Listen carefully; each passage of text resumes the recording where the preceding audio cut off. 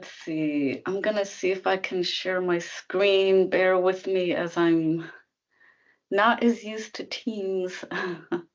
Share.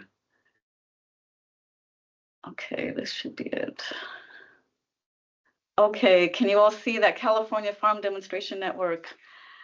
Great. Yeah. So this is something that was started, it probably was thought about many years ago, but it was formalized in 2017 with a memorandum of understanding between these 6 different entities around the state. So CDFA, us here at UC UC Davis, NRCS, the California Association of RCDs, and then the California Farm Bureau Federation. And the idea was that all of these entities were working in sort of agriculture and wanting to get more conservation practices on the ground, but they weren't always that coordinated. And so part of this idea was to coordinate efforts across these entities, and also to do it in the terms of like actually establishing more on the ground demonstration sites.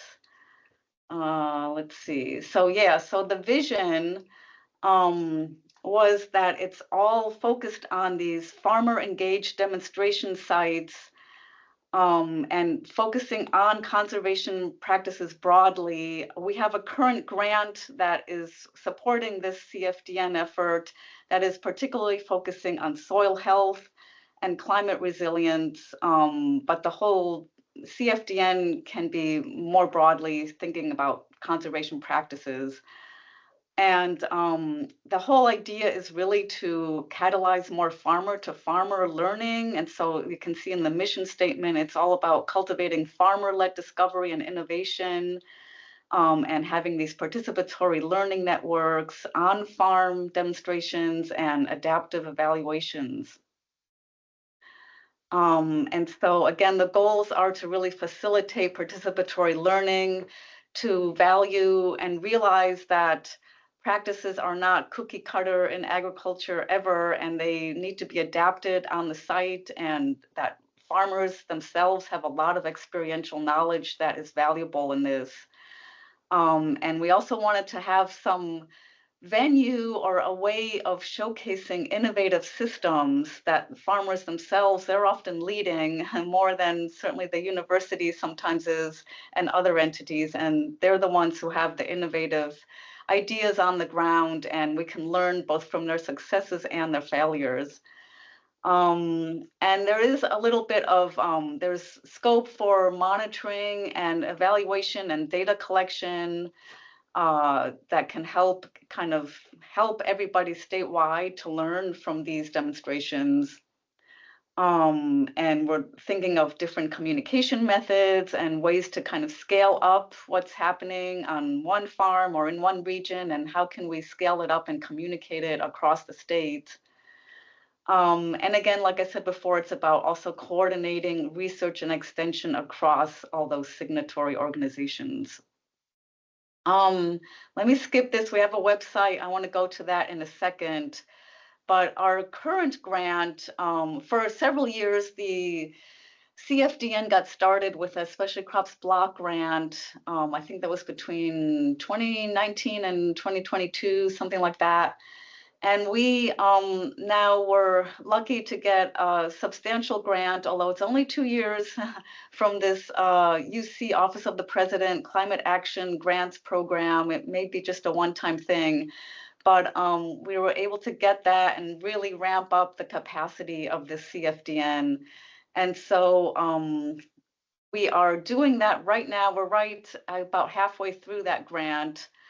And a lot of that, so we're working on developing the capacity of the network overall. And there's also, like I said before, a big focus on soil health and developing some kind of grower-informed measurement and indicators for those, for soil health variables. And so I will probably end with this. We are Currently, we have several different hubs. We have 5 different hubs across the state. We're not comprehensively covering the state. It just wasn't possible to do everything in one grant. But we have a North Coast Soil Hub with a lot of leadership from several RCDs up there. We have a Sacramento Valley Hub, which has cooperative extension and an RCD collaborating together. And we have a Central Coast Hub, which is centered around Ventura and several organizations there. And then we also have a focus on Hmong and Yomien farmers in the Sacramento Valley area with a UC Cooperative Extension colleague, Margaret Lloyd, who is leading that. And we have a statewide organic hub, which is going to be covering the state with several different demonstration sites. We're not sure yet geographically exactly where those are going to be. But let me see. Yeah, let me get out of this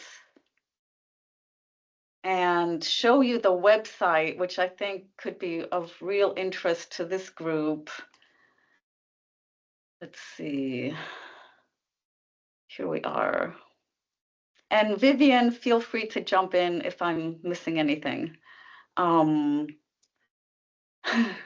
Let's see. So here is the website.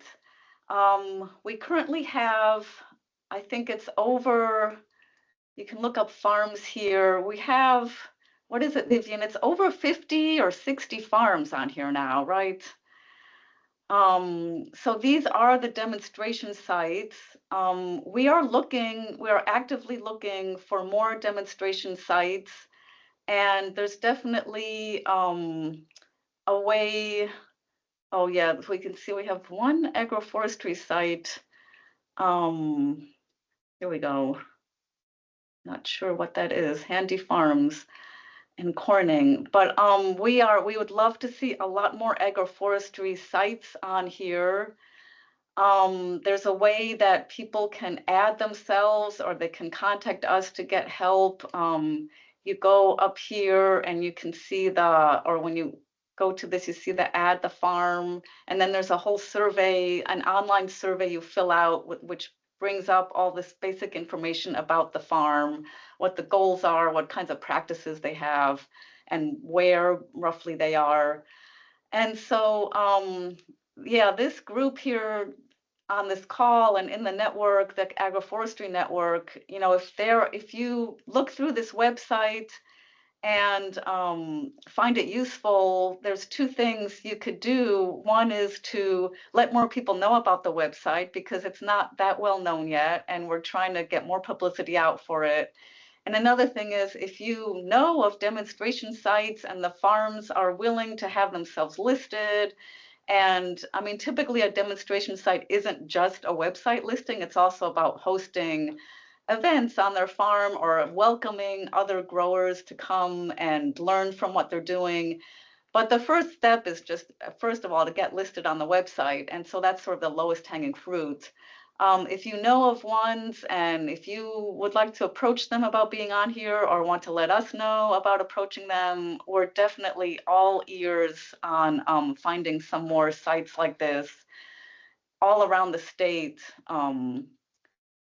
And yeah, maybe I'll stop there right now and see if there's any questions or anything else I missed, Vivian, before we go on.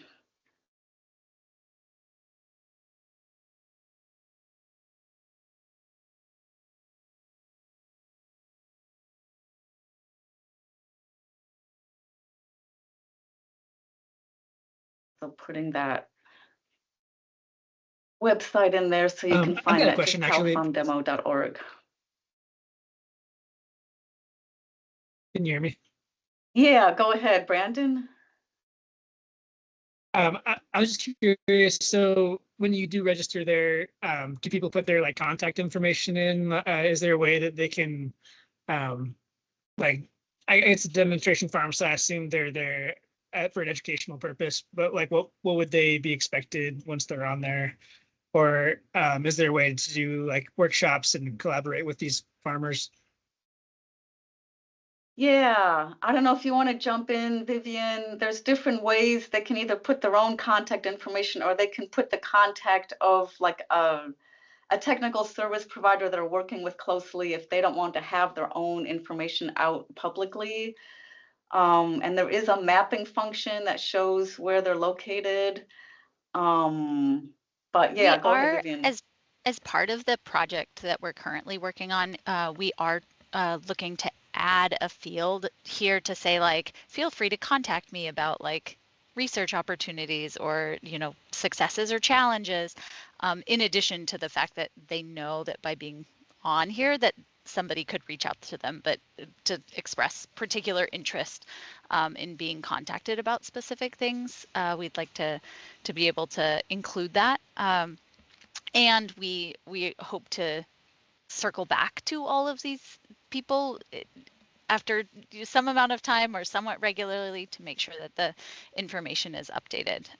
But there is no sort of hard and fast requirement. We're not contacting people every 6 months saying, have you hosted a demonstration site? Otherwise you're off. Like, it's a honors system for being a demonstration site, but people could be contacted based on whatever contact information they choose to make public. And one thing thank you. That's a great database. Yeah, one thing that I don't think Sonja mentioned is that so you can add events to the site. So if there is a demonstration event, it can be linked to the farm. And then if you go to the farm site, so if you, Sonja, if you go to the PMC site, that one has events linked to it, right? So the Lockford Plant Materials Center is a demonstration farm. They host demonstration events. They are having an event next week, and so that event is then linked to that farm site, so you can see more about the farm and sort of gather them together. And then there can also be resources associated with a farm. So if you had a handout at a demonstration event that's at a farm, those could all be linked on the website. Haha, I don't know what what they're under. Maybe NRCS or something.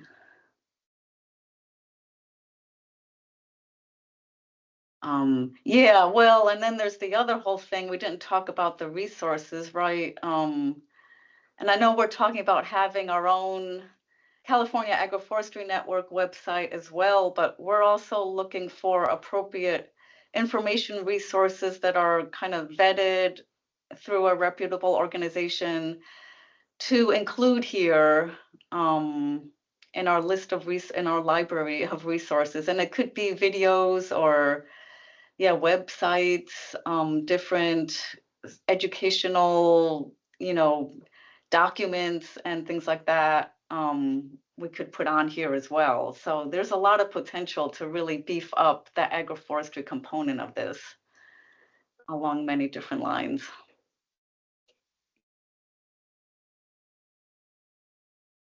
How are we doing for time? Question. We're good. Yeah, we're totally good on time. We've got probably 7 more minutes, maybe 10 more minutes for questions. I have a question.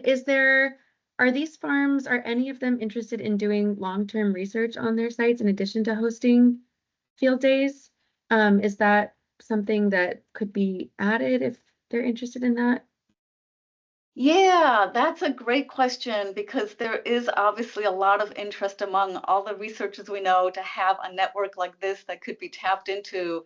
Our very first priority is the outreach side, but absolutely, like, yeah, and I think that's one of the things that what Vivian just mentioned as far as the extra information about, you know, feel free to contact me about visiting my farm or doing research on my farm. That's going to be one of the things included so that new farm sites, new demonstration sites can say if they are interested in being part of research if the opportunity arises. And so, yes, absolutely. And I know there's a big need for that.